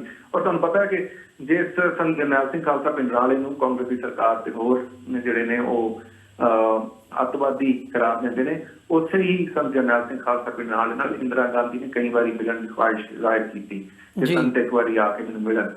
ਪਰ ਸੰਤ ਜਰਨੈਲ ਸਿੰਘ ਖਾਲਸਾ ਪਿੰਡਰਾਂਵਾਲੇ ਜਿਸ ਸਮੇਂ ਸ਼ੁਰੂ 'ਚ ਕਿਹਾ ਕਿ ਇਹਦੇ ਚੀਫ ਸਟ੍ਰੈਟੇਜਿਸਟ ਔਰ ਪਰਮਾਤਮਾ ਨੇ ਉਹਨਾਂ ਨੂੰ ਏਡਾ ਤੇਜ਼ ਮਾਲ ਦਿੱਤਾ ਸੀ ਕਿ ਉਹਨਾਂ ਨੇ ਬੜਾ ਕਲੀਅਰਲੀ ਕਿਹਾ ਕਿ ਉਹਨੇ ਮਿਲਣਾ ਤੇ ਇੱਥੇ ਆ ਕੇ ਮਿਲੇ, ਮੈਂ ਉਹਨੂੰ ਉੱਥੇ ਜਾ ਕੇ ਨਹੀਂ ਮਿਲਣਾ। ਇੱਕ ਤੇ ਉਹ ਸਿੱਖ ਕੌਮ ਦੇ ਅਣਖ ਮਾਨ ਦਾ ਵੀ ਐਲਾਨ ਸੀ ਔਰ ਦੂਸਰਾ ਉਹ ਸਮਝਦੇ ਸੀ ਕਿ ਉਹਨਾਂ ਨੂੰ ਕਿਸੇ ਸੂਰਤ ਵੀ ਜਾ ਕੇ ਉਹਨੂੰ ਨਹੀਂ ਮਿਲਣਾ ਚਾਹੀਦਾ। ਔਰ ਅਗਰ ਉੱਥੇ ਸਰਕਾਰ ਸਮਝਦੀ ਸੀ ਕਿ ਇਹ ਅੱਤਵਾਦੀ ਨਹੀਂ ਹੈ, ਵੱਖਵਾਦੀ। ਪ੍ਰਾਈਮ ਮਿਨਿਸਟਰ ਨੂੰ ਮਿਲਣ ਦੀ ਗੱਲ ਕਿਉਂ ਕਰਦੀ ਸੀ ਉਸ ਸਮੇਂ? ਸੋ ਇਹ ਸਾਰੇ ਸਵਾਲ ਜਿਹੜੇ ਨੇ ਉਹ ਉਹਨਾਂ ਲੋਕਾਂ ਨੂੰ ਪੁੱਛਣੇ ਚਾਹੀਦੇ ਨੇ ਜਿਹੜੇ ਸੰਤਾਂ ਦੇ ਨਾਂ ਦੇ ਨਾਲ ਅੱਤਵਾਦ ਜੋੜ ਦਿੰਦੇ ਨੇ ਜਾਂ ਸੰਤਾਂ ਦੀ ਨਿਖੇਧੀ ਕਰਦੇ ਨੇ। ਜੀ ਬਿਲਕੁਲ ਡਾਕਟਰ ਚੀਮਾ, ਜਿਹੜਾ ਹੈ ਉਹ ਜਾਣਨਾ ਚਾਹੀਦਾ ਹੈ ਕਿ ਸੰਤ ਜਰਨੈਲ ਸਿੰਘ ਖਾਲਸਾ ਪਿੰਡਰਾਂ ਵਾਲੇ ਉਸੇ ਰਾਹ ਤੇ ਚੱਲੇ ਜਿਸ ਰਾਹ ਦੇ ਉੱਤੇ ਗੁਰੂ ਅਰਜਨ ਦੇਵ ਨੇ ਆਪਣੀ ਸ਼ਹੀਦੀ ਦਿੱਤੀ, ਕਿ ਉਹਨਾਂ ਨੇ ਇੱਕ ਜਾਬਰ ਹੁਕਮਰਾਨ ਨੂੰ ਉਸ ਵਕਤ ਜਿਜ਼ੀਆ ਨਹੀਂ ਦਿੱਤਾ ਔਰ ਸਿੱਖਾਂ ਦੀ ਆਪਣੀ ਜਿਹੜੀ ਹੈ ਹੋਂਦ ਬਚਾਉਣ ਲਈ ਜਿਹੜੀ ਹੈ ਸ਼ਹੀਦੀ ਦਿੱਤੀ। ਇਹ ਉਹੀ ਰਾਹ ਹੈ ਜਿੱਥੇ ਗੁਰੂ ਗੋਬਿੰਦ ਸਿੰਘ ਨੇ ਚੱਲਦਿਆਂ ਹੋਇਆਂ ਆਪਣੇ 4 ਸਾਹਿਬਜ਼ਾਦੇ ਜਿਹੜੇ ਹੈ ਉਹ ਖਾਲਸਾ ਪੰਥ ਨੂੰ ਵਾਰ ਕੇ ਉਹਨਾਂ ਦੀ ਸ਼ਹੀਦੀ ਦੇ ਦਿੱਤੀ। ਸਿਰਫ ਪੰਥ ਦੀ ਮਾਨ ਆਦਰ ਤੇ ਸਿੱਖ ਕੌਮ ਦਾ ਜਿਹੜਾ ਹੈ ਇੱਕ ਸਪੈਸ਼ਲ ਸਟੇਟਸ ਔਰ ਸਿੱਖਾਂ ਦੀ ਜਿਹੜੀ ਹੋਂਦ ਹੈ ਉਹਨੂੰ ਬਚਾਉਣ ਲਈ ਸਿੱਖ ਇਤਿਹਾਸ ਦੇ ਵਿੱਚ ਹਰ ਦੌਰ ਦੇ ਵਿੱਚ ਅਜਿਹੇ ਸ਼ਹੀਦ ਆਏ ਨੇ ਜਿਨ੍ਹਾਂ ਨੇ ਆਪਣਾ ਸਭ ਕੁਝ ਵਾਰ ਦਿੱਤਾ। ਉਹ ਚਾਹੁੰਦੇ ਤੇ ਸਟੇਟਸ ਵੀ ਹਾਸਲ ਕਰ ਸਕਦੇ ਸੀ, ਆਪਣੇ ਲਈ ਵੱਡੇ ਵੱਡੇ ਉਹਦੇ ਹਾਸਲ ਕਰ ਸਕਦੇ ਸੀ, ਜਿਸ ਤਰ੍ਹਾਂ ਬਹੁਤ ਸਾਰੇ ਸਿੱਖਾਂ ਨੇ ਗਿਆਨੀ ਰਿਆਲ ਸਿੰਘ ਵਰਗਿਆਂ ਨੇ ਜਿਹੜੇ ਨਾ ਕਿਸੇ ਜ਼ਮਾਨੇ 13 ਸੀ, ਉਹਨਾਂ ਨੇ ਸੋ ਕਾਲਡ ਜਿਹੜੀ ਹੈ ਉਹ ਦੇਸ਼ ਦਾ ਜਿਹੜਾ ਹੈ ਉਹ ਪ੍ਰੈਜ਼ੀਡੈਂਸੀ ਹਾਸਲ ਕੀਤੀ। ਸੋ ਸੰਤ ਜਰਨੈਲ ਸਿੰਘ ਇਹਨਾਂ ਸਾਰਿਆਂ ਨੂੰ ਬਹੁਤ ਜ਼ਿਆਦਾ ਫਾਇਦਾ ਚੁੱਕ ਸਕਦੇ ਸੀ, ਪਰ ਸੰਤਾਂ ਨੇ ਪੰਥ ਦੇ ਨਾਲ ਜਿਹੜਾ ਹੈ ਉਹ ਧੋਖਾ ਨਹੀਂ ਕੀਤਾ ਔਰ ਆਪਣੀ ਸ਼ਹੀਦੀ ਦੇ ਦਿੱਤੀ। ਜੀ ਬਿਲਕੁਲ ਡਾਕਟਰ ਚੀਮਾ, ਇਸ ਸਾਰੇ ਪਾਰਟ ਦੇ ਵਿੱਚ ਮੈਂ ਅੱਜ ਦੀ ਡੇਟ ਵੱਲ ਥੋੜਾ ਜਿਹਾ ਜੇ ਲੈ ਕੇ ਆਈਏ ਤੇ 1947 ਤੋਂ ਲੈ ਕੇ 84 ਤੱਕ ਇੱਕ ਡਿਫਰੈਂਟ ਕਿਸਮ ਦੀ ਸਟਰਗਲ ਸੀ। 84 ਤੋਂ ਬਾਅਦ ਫਿਰ ਜਿਵੇਂ ਸੰਤਾਂ ਦੇ ਸ਼ਬਦ ਸੀ ਜਾਂ ਜਿਹੜੇ ਉਹਨਾਂ ਦੇ ਬਚਨ ਸੀ ਵੀ ਜਿਸ ਦਿਨ ਫੌਜ ਨੇ ਦਰਬਾਰ ਸਾਹਿਬ ਦੀ ਹਦੂਦ ਦੇ ਅੰਦਰ ਪੈਰ ਪਾਏ ਉਸ ਦਿਨ ਖਾਲਿਸਤਾਨ ਦੀ ਨੀਂਹ ਰੱਖੀ ਜਾਵੇਗੀ। ਉਸ ਤੋਂ ਬਾਅਦ ਸਟਰਗਲ ਦਾ ਜਿਹੜਾ ਫੇਜ਼ ਸੀ ਉਹਦਾ ਜਿਹੜਾ ਮੁੱਖ ਸੀ ਉਹ ਡਿਫਰੈਂਟ ਡਾਇਰੈਕਸ਼ਨ ਦੇ ਵਿੱਚ ਹੋ ਗਿਆ ਤੇ ਸਟਰਗਲ ਇੱਕ ਡਿਫਰੈਂਟ ਰਾਹ ਦੇ ਉੱਤੇ ਚੱਲੀ, ਜਿਹੜਾ ਅੱਜ ਵੀ ਉਹਦਾ ਇੱਕ ਵੱਖਰਾ ਜਿਹੜਾ ਪੜਾਅ ਹੈ ਉਹ ਚੱਲ ਰਿਹਾ ਹੈ। ਸੋ ਇਸ ਟਾਈਮ ਪੀਰੀਅਡ ਦੇ ਵਿੱਚ ਸੰਤਾਂ ਦੀ ਸ਼ਖਸੀਅਤ ਨੂੰ ਜਾਂ ਉਹਨਾਂ ਦੇ ਇਮੇਜ ਨੂੰ ਕਿਵੇਂ ਦੇਖਦੇ ਹੋ? ਇੱਕ ਚਾਨਣ ਮੁਨਾਰੇ ਦੇ ਤੌਰ ਤੇ ਜਾਂ ਇੱਕ ਰਾਹ ਦਸੇਰੇ ਦੇ ਤੌਰ ਤੇ ਥੋੜੇ ਸ਼ਬਦਾਂ ਦੇ ਵਿੱਚ ਮੈਂ ਜਾਂਦੇ ਜਾਂਦੇ ਜ਼ਰੂਰ ਜਾਣਨਾ ਚਾਹੂੰਗਾ ਵੀ ਅੱਜ ਦੀ ਡੇਟ ਦੇ ਵਿੱਚ ਉਹਨਾਂ ਦੇ ਜਿਹੜੀ ਸ਼ਖਸੀਅਤ ਹੈ ਜਾਂ ਜਿਹੜੇ ਉਹਨਾਂ ਦੇ ਬਚਨ ਨੇ ਜੋ ਉਹਨਾਂ ਨੇ ਰਾਹ ਦਰਸਾਇਆ ਉਹਦੀ ਕੀ ਅਹਿਮੀਅਤ ਹੈ ਸਿੱਖ ਕੌਮ ਦੇ ਲਈ? ਦੇਖੋ, ਸੰਤਾਂ ਦਾ ਰਾਹ ਬੜਾ ਸਿੱਧਾ ਹੈ। ਅੱਜ ਵੀ ਸਿੱਖ ਕੌਮ ਅਗਰ ਉੱਤੇ ਚੱਲੇ ਤੇ ਬਹੁਤ ਸਾਰੇ ਮੁਸੀਬਤਾਂ ਤੋਂ ਸਿੱਖ ਕੌਮ ਦੀ ਜਾਨ ਛੁੱਟ ਸਕਦੀ ਹੈ। ਸੰਤਾਂ ਨੇ ਸਿੱਖਾਂ ਨੂੰ ਫੇਰ ਤੋਂ ਸਿੱਖੀ ਦੀ ਲਿਆਉਣ ਦੀ ਕੋਸ਼ਿਸ਼ ਕੀਤੀ, ਕਿਉਂਕਿ ਸਿੱਖੀ ਪੰਜ ਕਕਾਰ ਪਾਉਣ ਦਾ ਹੀ ਨਾਂ ਹੈ, ਪਰ ਜਿਹੜੀ ਸਿੱਖੀ ਦੀ ਮਰਿਆਦਾ ਹੈ ਉੱਥੇ ਚੱਲਣ ਦੀ ਗੱਲ ਕੀਤੀ। ਜਿਹੜਾ ਪੰਜਾਬ ਅੱਜ ਨਸ਼ੇ 'ਚ ਡੁੱਬਿਆ ਪਿਆ ਹੈ, ਜਿਹੜੇ ਪੰਜਾਬ ਦੇ ਵਿੱਚ ਅੱਜ ਭਰੂਣ ਹੱਤਿਆ ਹੋ ਰਹੀ ਹੈ, ਜਿਹੜੇ ਪੰਜਾਬ ਦੇ ਵਿੱਚ ਅੱਜ ਜਿਹੜਾ ਗੁਰੂ ਗ੍ਰੰਥ ਸਾਹਿਬ ਜੀ ਦੀ ਬੇਅਦਬੀ ਹੋ ਰਹੀ ਹੈ, ਜੇ ਸਿੱਖ ਉਸ ਰਾਹ ਤੇ ਟੁਰੇ ਜਿਹਦਾ ਸੰਤ ਪ੍ਰਚਾਰ ਕਰਦੇ ਸੀ ਔਰ ਆਪਣੀ ਹੋਂਦ ਬਚਾ ਲਏ। ਮੈਂ ਨਹੀਂ ਕਹਿੰਦਾ ਕਿ ਉਹ ਕੋਈ ਬੰਦੂਕ ਚੁੱਕੇ ਜਾਂ ਹਥਿਆਰ ਚੁੱਕੇ, ਮੈਂ ਕਹਿੰਦਾ ਕਿ ਸਿਰਫ ਆਈਡੀਓਲੋਜੀਕਲੀ ਸੁਚੇਤ ਹੋ ਕੇ ਔਰ ਜਿਹੜਾ ਆਪਣੇ ਆਪ ਨੂੰ ਗੁਰੂ ਗ੍ਰੰਥ ਸਾਹਿਬ ਦੇ ਨੇੜੇ ਕਰੇ, ਜਿਹਦਾ ਪ੍ਰਚਾਰ ਬਾਰ-ਬਾਰ ਸੰਤ ਜਰਨੈਲ ਸਿੰਘ ਖਾਲਸਾ ਪਿੰਡਰਾਂ ਵਾਲੇ ਕਰਦੇ ਸੀ। ਪੰਜਾਬ ਦੇ ਨਸ਼ੇ, ਪੰਜਾਬ ਦੇ ਪਾਣੀਆਂ ਦੇ ਮਸਲੇ, ਪੰਜਾਬ ਦੇ ਵਿੱਚ ਗੁਰੂ ਗ੍ਰੰਥ ਸਾਹਿਬ ਦੀ ਹਿਫਾਜ਼ਤ, ਇਹਨਾਂ ਸਾਰਿਆਂ ਵਾਸਤੇ ਜ਼ਰੂਰੀ ਹੈ ਕਿ ਸਿੱਖ ਜਿਹੜਾ ਹੈ ਉਹ ਸਿੱਖੀ ਦੇ ਨੇੜੇ ਹੋਵੇ, ਜਿੱਦਾਂ ਬਾਰ-ਬਾਰ ਸੰਤਾਂ ਨੇ ਪ੍ਰਚਾਰ ਕੀਤਾ। ਜਿਹੜੀ ਸਭ ਤੋਂ ਵੱਡੀ ਕੰਟਰੀਬਿਊਸ਼ਨ, ਮੈਂ ਕਿਉਂਕਿ ਤੁਸੀਂ ਵਿਦੇਸ਼ 'ਚ ਵਸਦੇ ਹੋ, ਮੇਰੀ ਸਭ ਤੋਂ ਵੱਡੀ ਸੰਤਾਂ ਦੀ ਕੰਟਰੀਬਿਊਸ਼ਨ ਸਮਝਣਾ ਇਹ ਹੈ ਕਿ ਸੰਤਾਂ ਨੇ ਅਸਲ 'ਚ ਜਿਹੜੇ ਬਾਹਰ ਸਿੱਖ ਵਾਸਤੇ ਸੀ ਉਹਨਾਂ ਨੂੰ ਵੀ ਸਿੱਖੀ ਦੇ ਬਹੁਤ ਨੇੜੇ ਕਰ ਦਿੱਤਾ। ਤੁਹਾਨੂੰ ਪਤਾ ਕਿ ਜਿਹੜੇ ਬਾਹਰ ਸਿੱਖ ਵਾਸਤੇ ਸੀ ਉਹਨਾਂ ਦੇ ਬਹੁਤ ਸਾਰਿਆਂ ਨੂੰ ਮੈਂ ਮਿਲਿਆ, ਉਹ ਕਹਿੰਦੇ ਜੀ ਅਸੀਂ ਸ਼ਰਾਬ ਵੀ ਪੀਂਦੇ ਸੀ, ਅਸੀਂ ਕੇਸ਼ ਵੀ ਨਹੀਂ ਸੀ ਰੱਖੇ, ਅਸੀਂ ਇੱਥੇ ਇੱਕ ਇਮੀਗ੍ਰੈਂਟ ਦੇ ਤੌਰ ਤੇ ਆਏ ਸੀ, ਉਹ ਬੜੇ ਲਿਬਰਲ ਤਰੀਕੇ ਨਾਲ ਰਹਿੰਦੇ ਸੀ। ਪਰ ਜਦ ਸੰਤਾਂ ਦੀ ਸ਼ਹੀਦੀ ਹੋਈ, ਦਰਬਾਰ ਸਾਹਿਬ ਤੇ ਹਮਲਾ ਹੋਇਆ, ਤੇ ਬਹੁਤ ਸਾਰੇ ਸਿੱਖਾਂ ਨੂੰ ਇਹ ਲੱਗਿਆ ਕਿ ਅਗਰ ਖਾਲਸਾ ਪੰਥ ਦਾ ਉਹ ਪ੍ਰੋਪਰ ਹਿੱਸਾ ਨਹੀਂ ਬਣਦੇ ਤੇ ਉਹਦੇ ਨਾਲ ਖਾਲਸਾ ਪੰਥ ਵੀਕ ਹੁੰਦਾ। ਸੋ ਮੈਂ ਬਹੁਤ ਸਾਰੇ ਇੱਥੇ ਬਜ਼ੁਰਗਾਂ ਨੂੰ ਮਿਲਦਾ ਜਿਹੜੇ 80s 'ਚ ਅਮਰੀਕਾ ਕੈਨੇਡਾ ਵਾਸਤੇ ਸੀ, ਉਹ ਕਹਿੰਦੇ ਵੀ ਸੰਤਾਂ ਦੀ ਸ਼ਹੀਦੀ ਦੇ ਬਾਅਦ, ਦਰਬਾਰ ਸਾਹਿਬ ਦੇ ਹਮਲੇ ਦੇ ਬਾਅਦ ਹੀ ਅਸਾਂ ਜਿਹੜਾ ਹੈ ਉਹ ਅੰਮ੍ਰਿਤ ਛਕ ਕੇ ਪ੍ਰੋਪਰ ਸਿੱਖ ਬਣਨ ਦੀ ਕੋਸ਼ਿਸ਼ ਕੀਤੀ। ਔਰ ਇੱਕ ਬਹੁਤ ਵੱਡਾ ਉਹਦਾ ਜਿਹੜਾ ਇਨਫਲੂਐਂਸ ਇਮੀਡੀਏਟਲੀ ਇੱਥੇ ਹੋਇਆ ਬਾਹਰ ਦੇ ਦੇਸ਼ਾਂ 'ਚ, ਕਿ ਇੱਥੇ ਪਹਿਲਾਂ ਉਹ ਲੋਕ ਆਏ ਸਨ ਜਿਹੜੇ ਲੈਫਟਿਸਟ ਸਨ, ਕਾਮਰੇਡ ਸਨ, ਉਹਨਾਂ ਨੇ ਬਹੁਤ ਸਾਰੇ ਗੁਰਦੁਆਰੇ ਬਾਹਰ ਦੇ ਦੇਸ਼ਾਂ 'ਚ ਬਣਾਏ। ਪਰ ਉਹਦੇ ਬਾਅਦ ਜਿਹੜੇ ਸਹੀ ਖਾਲਸਾ ਪੰਥ ਦੇ ਜਿਹੜੇ ਯੋਧੇ ਲੋਕ ਜਿਹੜੇ ਲਹਿਰ ਨਾਲ ਜੁੜੇ ਸਨ, ਉਹ ਜਦੋਂ ਇੱਥੇ ਪਹੁੰਚੇ ਨੇ ਤੇ ਉਹਨਾਂ ਨੇ ਇਹਨਾਂ ਸਾਰੇ ਗੁਰਦੁਆਰਿਆਂ ਦਾ ਕੰਟਰੋਲ ਸਾਂਭੀ। ਇਸੇ ਵਾਸਤੇ ਹੀ ਅੱਜ ਅਸੀਂ ਦੇਖਦੇ ਹਾਂ ਕਿ ਪੰਜਾਬ 'ਚ ਬੇਸ਼ੱਕ ਸੰਤਾਂ ਦੇ ਬਾਰੇ ਉਸ ਤਰ੍ਹਾਂ ਪ੍ਰਚਾਰ ਨਾ ਚੱਲਦਾ ਹੋਵੇ, ਅੱਜ ਬਾਹਰ ਦੁਨੀਆ ਦੇ ਵਿੱਚ ਬਹੁਤ ਜ਼ਿਆਦਾ ਇਸ ਚੀਜ਼ ਦਾ ਪ੍ਰਚਾਰ ਚੱਲਦਾ ਹੈ। ਇੱਕ ਗੱਲ ਮੈਂ ਜਿਹੜੀ ਖਾਲਸਾ ਪੰਥ ਨੂੰ ਜਿਹੜਾ ਹੈ ਉਹ ਯਾਦ ਦਿਵਾਉਣਾ ਚਾਹੁੰਦਾ ਕਿ ਸੰਤਾਂ ਨੇ ਇੱਕ ਜਿਹੜੀ ਉਮੀਦ ਸੀ ਉਹ ਤੁਹਾਡੇ ਨਾਲ ਲਾਈ ਸੀ, ਜਿਹੜਾ ਉਹਨਾਂ ਨੇ ਬੜਾ ਕਲੀਅਰ ਕਿਹਾ ਕਿ ਜਦ ਦਰਬਾਰ ਸਾਹਿਬ ਦੇ ਵਿੱਚ ਨਾਪਾਕ ਪੈਰ ਪੈਣਗੇ ਹਿੰਦੁਸਤਾਨ ਦੇ ਦੀ ਫੌਜ ਦੇ, ਉਸ ਦਿਨ ਖਾਲਿਸਤਾਨ ਦਾ ਨੀਂਹ ਪੱਥਰ ਰੱਖਿਆ ਜਾਏਗਾ। ਉਹ ਨੀਂਹ ਪੱਥਰ ਤਾਂ ਰੱਖਿਆ ਗਿਆ, ਪਰ ਉਹਦੀ ਉਸਾਰੀ ਜਿਹੜੀ ਹੈ ਹੁਣ ਇਸ ਕੌਮ ਦੇ ਉੱਤੇ ਫਰਜ਼ ਹੈ। ਇੱਕ ਤੇ ਸ਼ਹੀਦਾਂ ਦੀ ਕੁਰਬਾਨੀ ਨੂੰ ਕਦੇ ਨਾ ਭੁੱਲੋ। ਦੂਸਰਾ, ਤੁਸੀਂ ਅੱਜ ਦੁਨੀਆ ਜਿਹੜੀ ਹੈ ਉਹਦੇ ਵਿੱਚ ਸ਼ਸਤਰ ਜਿਹੜਾ ਹੈ, ਹਥਿਆਰ ਜਿਹੜਾ ਹੈ, ਉਹ ਤੁਹਾਡਾ ਦਿਮਾਗ ਹੈ, ਤੁਹਾਡੀ ਸੋਚ ਹੈ, ਤੁਹਾਡਾ ਸਹੀ ਫੈਸਲਾ ਹੈ ਸੰਵਿਧਾਨਕ ਤੌਰ ਤੇ। ਔਰ ਤੁਸੀਂ ਇਹ ਦੇਖੋ ਕਿ ਆਪਣੇ ਆਉਣ ਵਾਲੇ ਮੁਸਤਕਬਲ ਦਾ ਇਸ ਮੁਲਕ 'ਚ ਰਹਿਣਾ ਹਰ ਕੌਮ ਨੂੰ ਹੱਕ ਹੈ। ਅਨੰਦਪੁਰ ਸਾਹਿਬ ਦਾ ਮਤਾ ਮੈਂ ਸਮਝਦਾ ਕਿ ਸਿੱਖਾਂ ਦਾ ਪਹਿਲਾ internal right of self determination ਸੀ, ਜਿਹੜਾ UN ਦੇ ਚਾਰਟਰ ਦੇ ਹੇਠ ਕਵਰਡ। ਜਦੋਂ internal right of self determination ਨੂੰ ਨਹੀਂ ਮੰਨਿਆ ਗਿਆ, ਫਿਰ ਹੁਣ ਵਾਜਬ ਹੈ ਕਿ ਸਿੱਖ ਪੂਰੀ ਦੁਨੀਆ 'ਚ ਪੀਸਫੁਲੀ ਪ੍ਰੋਪੋਗੇਟ ਕਰਨ ਕਿ ਉਹਨਾਂ ਦੀ ਆਪਣੀ ਹੋਂਦ ਲਈ ਉਹਨਾਂ ਦਾ ਆਪਣਾ ਘਰ, ਆਪਣਾ ਦੇਸ਼ ਉਸ ਤਰ੍ਹਾਂ ਹੀ ਚਾਹੀਦਾ ਹੈ ਜਿਸ ਤਰ੍ਹਾਂ ਹੋਰ ਬਹੁਤ ਸਾਰੀਆਂ ਕੌਮਾਂ ਆਪਣੇ ਧਰਮ ਦੀ ਬੁਨਿਆਦ ਤੇ ਆਪਣੇ ਮਜ਼ਹਬ ਨੂੰ ਬਚਾਉਣ ਲਈ ਆਪਣੇ ਦੇਸ਼ਾਂ ਦੀ ਮੰਗ ਕਰਦੇ ਆਏ। ਜੇ ਸਿੱਖ ਕਰਨ ਤੇ ਉਹਦੇ 'ਚ ਕੋਈ ਐਸੀ ਸ਼ੈ ਨਹੀਂ ਜਿਹੜੀ ਕਿਸੇ ਨੂੰ ਮਾੜੀ ਲੱਗਣੀ ਚਾਹੀਦੀ। ਜੀ ਬਿਲਕੁਲ ਡਾਕਟਰ ਸਾਹਿਬ, ਬਹੁਤ ਬਹੁਤ ਧੰਨਵਾਦ ਤੁਹਾਡਾ, ਸਮਾਂ ਕੱਢਿਆ ਤੁਸੀਂ, ਵਿਚਾਰਾਂ ਦੀ ਸਾਂਝ ਪਾਈ ਹੈ। ਸਮਾਂ ਗੱਲਬਾਤ ਨੂੰ ਅੱਗੇ ਤੋਰਨ ਦੀ ਇਜਾਜ਼ਤ ਨਹੀਂ ਦਿੰਦਾ, ਨਹੀਂ ਸਮਾਂ ਅੱਜ ਬੜਾ ਥੋੜ੍ਹਾ ਮਹਿਸੂਸ ਹੋਇਆ ਸੰਤਾਂ ਦੀ ਸ਼ਖਸੀਅਤ ਬਾਰੇ ਤੁਹਾਡੇ ਕੋਲੋਂ ਸੁਣਦਿਆਂ। ਪਰ ਅੱਜ ਦੇ ਸ਼ੋਅ ਦੇ ਵਿੱਚ ਇੱਥੇ ਹੀ ਇਜਾਜ਼ਤ ਚਾਹਾਂਗੇ ਜੀ। ਫਤਿਹ ਦੀ ਸਾਂਝ ਪਾਈਏ ਅੰਤ ਦੇ ਵਿੱਚ। ਵਾਹਿਗੁਰੂ ਜੀ ਕਾ ਖਾਲਸਾ, ਵਾਹਿਗੁਰੂ ਜੀ ਕੀ ਫਤਿਹ ਜੀ। ਵਾਹਿਗੁਰੂ ਜੀ ਕਾ ਖਾਲਸਾ, ਵਾਹਿਗੁਰੂ ਜੀ ਕੀ ਫਤਿਹ। ਵਿਊਅਰਸ, ਉਮੀਦ ਕਰਦੇ ਹਾਂ ਕਿ ਜਿਹੜੀ ਅੱਜ ਦੀ ਸਾਡੀ ਇਹ ਵਿਚਾਰ ਚਰਚਾ ਸੀ 20ਵੀਂ ਸਦੀ ਦੇ ਮਹਾਨ ਸਿੱਖ ਸ਼ਹੀਦ ਸੰਤ ਜਰਨੈਲ ਸਿੰਘ ਖਾਲਸਾ ਭਿੰਡਰਾਂ ਵਾਲਿਆਂ ਦੀ ਜਿਹੜੀ ਸ਼ਹਾਦਤ ਹੈ, ਜਿਹੜਾ ਉਹਨਾਂ ਨੇ ਕੌਮ ਨੂੰ ਇੱਕ 1984 ਦੇ ਵਿੱਚ ਜਦੋਂ ਦਰਬਾਰ ਸਾਹਿਬ 'ਤੇ ਹਮਲਾ ਹੋਇਆ, ਖਾਲਿਸਤਾਨ ਦੀ ਨੀਂਹ ਰੱਖੀ ਗਈ ਉਹਨਾਂ ਦੇ ਬਚਨਾਂ ਦੇ ਮੁਤਾਬਕ, ਉਹਦੇ ਤੋਂ ਬਾਅਦ ਜਿਹੜਾ ਇੱਕ ਮੋੜ ਸੀ। ਸੋ 20ਵੀਂ ਸਦੀ ਦੇ ਮਹਾਨ ਸਿੱਖ ਹੋਣ ਦਾ ਖਿਤਾਬ ਜਿਹੜਾ ਹੈ ਉਹ ਸੰਤ ਜਰਨੈਲ ਸਿੰਘ ਖਾਲਸਾ ਭਿੰਡਰਾਂ ਵਾਲਿਆਂ ਨੂੰ ਹਾਸਲ ਹੈ। ਸੋ ਉਹਨਾਂ ਦੀ ਸ਼ਖਸੀਅਤ ਬਾਰੇ ਜਿਹੜੀ ਅੱਜ ਵਿਚਾਰ ਚਰਚਾ ਸੀ, ਉਮੀਦ ਕਰਦੇ ਹਾਂ ਤੁਹਾਨੂੰ ਜ਼ਰੂਰ ਪਸੰਦ ਆਈ ਹੋਵੇਗੀ ਅਤੇ ਇਹਦੇ ਵਿੱਚੋਂ ਕੁਝ ਨਾ ਕੁਝ ਸਿੱਖਣ ਨੂੰ ਵੀ ਜ਼ਰੂਰ ਮਿਲਿਆ ਹੋਵੇਗਾ। ਸੋ ਅੱਜ ਦੇ ਸ਼ੋਅ ਦੇ ਵਿੱਚ ਇੱਥੇ ਹੀ ਅਸੀਂ ਤੁਹਾਡੇ ਕੋਲੋਂ ਇਜਾਜ਼ਤ ਚਾਹਾਂਗੇ। ਜਾਂਦੇ ਜ਼ਰੂਰ ਬੇਨਤੀ ਕਰਨੀ ਚਾਹਾਂਗਾ ਕਿ ਇਸ ਪਲੈਟਫਾਰਮ ਨੂੰ TV84 ਨੂੰ ਅੱਗੇ ਵਧਾਉਣ ਦੇ ਲਈ ਸਾਨੂੰ ਤੁਹਾਡੀ ਸਹਾਇਤਾ ਦੀ ਲੋੜ ਹੈ। TV84 ਨੂੰ ਡੋਨੇਟ ਕਰਨ ਦੇ ਲਈ ਤੁਸੀਂ ਸਾਡੀ ਵੈਬਸਾਈਟ www.tv84.tv 'ਤੇ ਜਾ ਕੇ ਸਾਨੂੰ ਡੋਨੇਟ ਕਰ ਸਕਦੇ ਹੋ ਅਤੇ ਮੰਥਲੀ ਡੋਨੇਸ਼ਨਸ ਦੇ ਲਈ ਪਲੈਜ ਕਰ ਸਕਦੇ ਹੋ। ਚੈੱਕ ਰਾਹੀਂ ਡੋਨੇਸ਼ਨਸ ਭੇਜਣ ਦੇ ਲਈ ਤੁਸੀਂ ਸਾਨੂੰ ਸਾਡੇ ਐਡਰੈਸ 'ਤੇ ਮੇਲ ਕਰ ਸਕਦੇ ਹੋ। 3601 37th Avenue, ਲੌਂਗ ਆਈਲੈਂਡ ਸਿਟੀ, ਨਿਊਯਾਰਕ 11101। ਵੈਬਸਾਈਟ ਇੱਕ ਵਾਰ ਫਿਰ ਦੱਸ ਦਿਆਂ www.tv84.tv।